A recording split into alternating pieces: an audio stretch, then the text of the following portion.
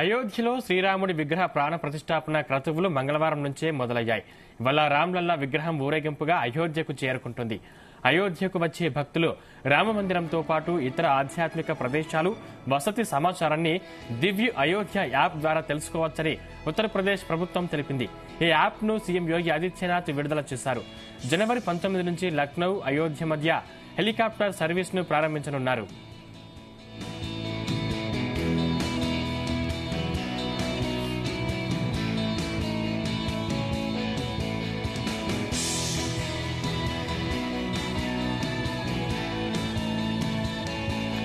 అయోధ్య రాముడికి గుజరాత్లోని వడోదర భక్తులు కానుకగా పంపిన 108 అడుగుల బాహుబలి అగరుబత్తిని వెలిగించారు. పంచద్రవ్యాలు కలిపి 3610 కిలోల బరువుతో రూపొందించిన ఈ అగరుబత్తిని 5 లక్షల వ్యయంతో తయారు చేశారు. శ్రీరామ జన్మభూమి తీర్థక్షేత్ర ట్రస్ట్ మహంత్ నృత్య గోపాల్ దాస్ జీ మహారాజ్ దీన్ని వెలిగించారు. మరోవైపు 56 రకాలతో కూడిన 560 కిలోల పేరా మిఠాయి ఆగ్రా నుంచి, 1000 కిలోల లడ్డూలు మధుర నుంచి అయోధ్యకు చేరుకున్నాయి. రాముల వారి పూజ కోసం వెండి పూజ సామాగ్రిని చెన్నైకు చెందిన ఆభరణాల సంస్థ రూపొందించింది. అలీగఢ్లో నివసించే ఓ కుటుంబం అయోధ్య రామాలయం కోసం 400 కిలోల బరువైన తాళాన్ని తయారు చేసింది.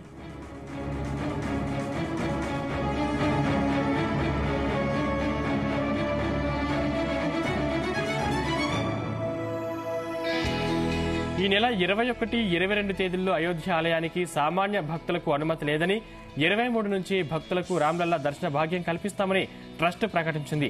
ఉత్తరప్రదేశ్ పర్యాటక శాఖ అయోధ్యకు వచ్చే అతిథుల కోసం ప్రత్యేకంగా టెంట్ సిటీని ఏర్పాటు చేసింది. పలు హైటెక్ సదుపాయాలున్న ఇందులోని కాటేజీలను వీవీఐపీల కోసం, బస కోసం కేటాయించనున్నారు. అతిథి గృహ పేరిట నిర్మించిన ఈ టెంట్ సిటీలో మొత్తం 4 కాటేజీలు ఉంటాయి. భోజనాల కోసం సీతా రసోయి, శబరి రసోయి అనే 2 డైనింగ్ హాళ్లను నిర్మించారు. ఇందులో ఒకటి వీవీఐపీలకు, మరొకటి వీఐపీలకు కేటాయించారు. ఈ హాళ్లలో రోజుకు 500 మంది భోజనం చేయవచ్చని నిర్వాహకులు తెలిపారు. టెంట్ సిటీ భద్రత కోసం కేంద్ర సాయుధ బలగాలను మోహరించారు.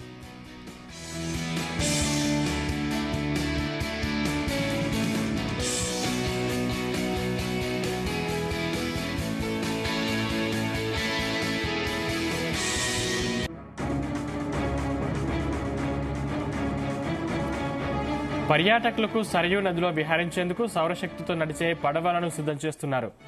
ప్రాణ ప్రతిష్ఠ వేడుకల్లో శాస్త్రీయ సంగీతం వినిపించేందుకు దేశంలోని వివిధ ప్రాంతాలకు చెందిన సంగీత విద్వాంసులు ఎంపిక చేసినట్లు ట్రస్ట్ ప్రధాన కార్యదర్శి సంపత్ రాయ్ తెలిపారు. దాదాపు 8000 మంది కూర్చునేందుకు ఏర్పాట్లు చేశామని, 50 దేశాల నుంచి 53 మంది ప్రత్యేక అతిథులు విచ్చేస్తున్నట్లు వెల్లడించారు.